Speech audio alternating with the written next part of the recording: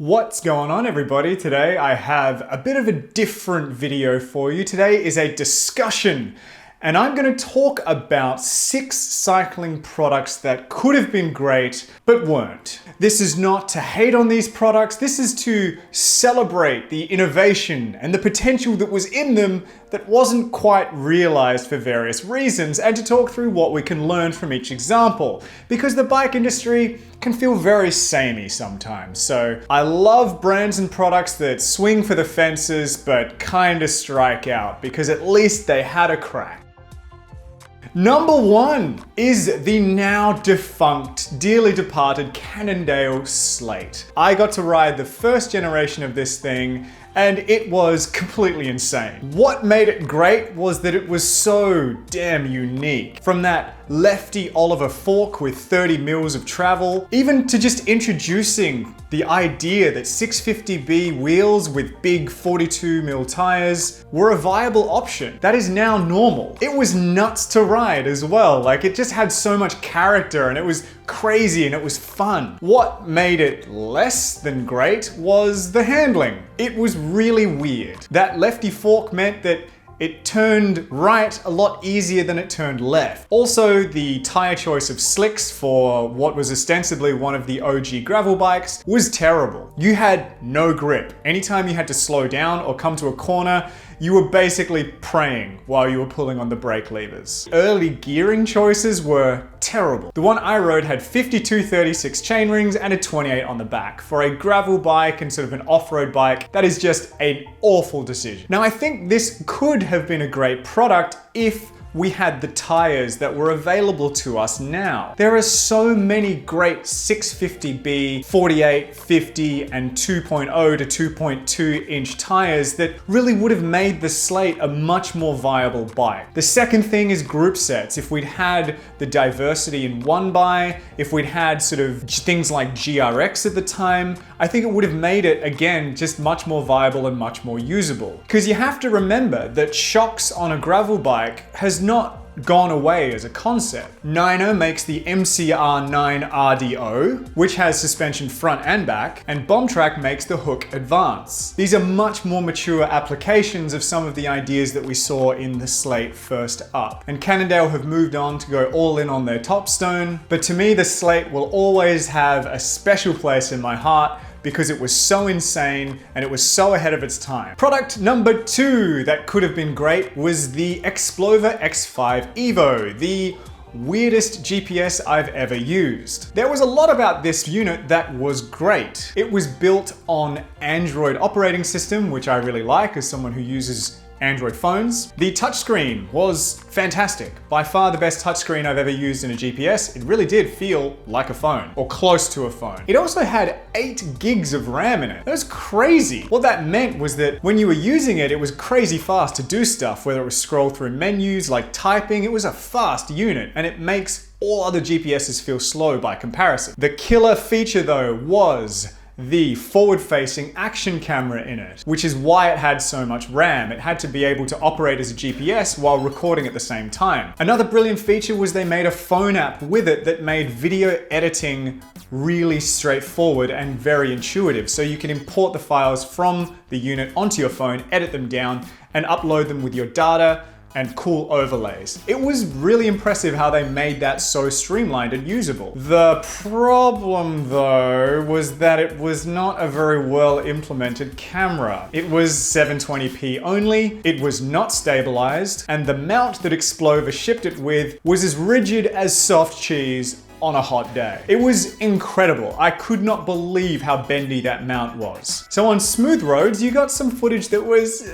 okay. Yeah, you know, kinda not bad. On rough roads, you got footage that made you feel sick, like this. Oh boy. I'm a believer in this concept. I think it really can be something that gets integrated into other GPSs in the future. If you put a 1080p camera in the front, you find a way to stabilize it, put a rigid mount on it, I think it would make footage that you could actually use and watch. It's gonna take a while to get there though, but I'm looking forward to seeing what Explover does over the next few years. Product number 3 is a helmet. It is a helmet that I still have hanging on the wall just over there, I think out of frame.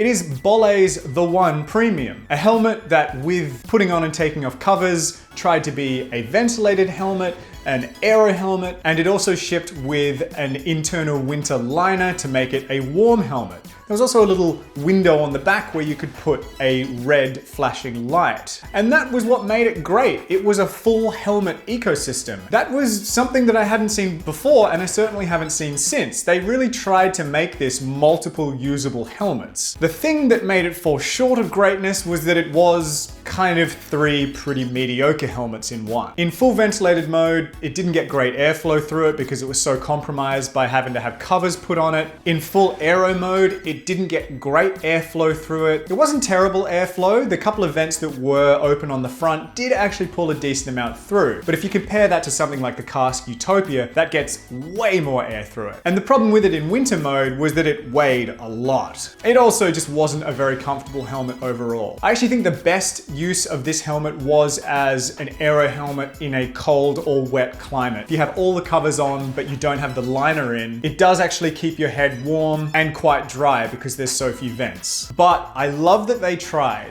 and I want to see this concept taken further. I want to see them do more of it. These helmets are available around the internet now for peanuts. They're selling them for nothing. So if you are after a helmet that is in fact three mediocre helmets that adds up to a pretty okay helmet, give it a go. Good job, Bolle. I'm glad you had a crack. Product number 4 was the 3T Strata. Now I didn't make a video about this one, but I did actually get to review a Strata Due.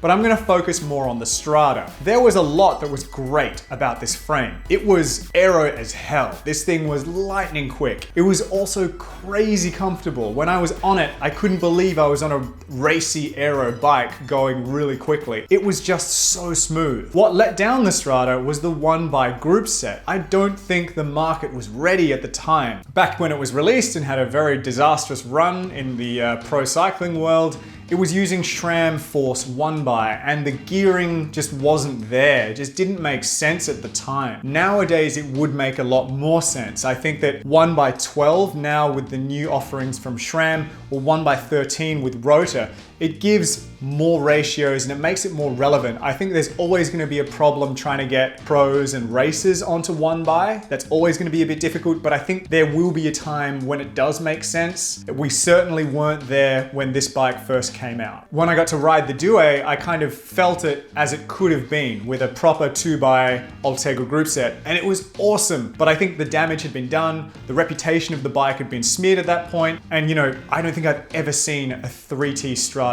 out in the world, ever. And that's a shame. I look forward to seeing what they choose to do with the next generation. Product number 5 is something that I still use quite a bit. It is the Garmin Verrier Lite. I bought one of these because I love the idea of having the Garmin adjust the beam for me.